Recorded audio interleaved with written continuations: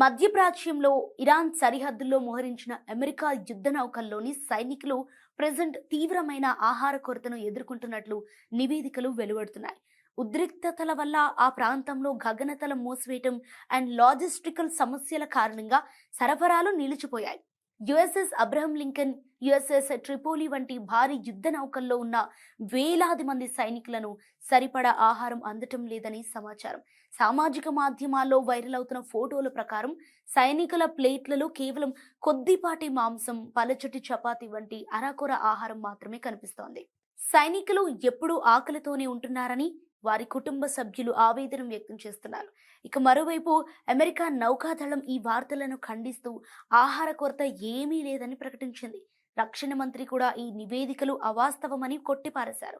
ఈ పరిస్థితిపై అమెరికాలో ప్రతిపక్షాల నుండి విమర్శలు వస్తుండగా సైనికుల నైతిక ధైర్యం దెబ్బతినే అవకాశం ఉందని నిపుణులు ఆందోళన వ్యక్తం చేస్తున్నారు.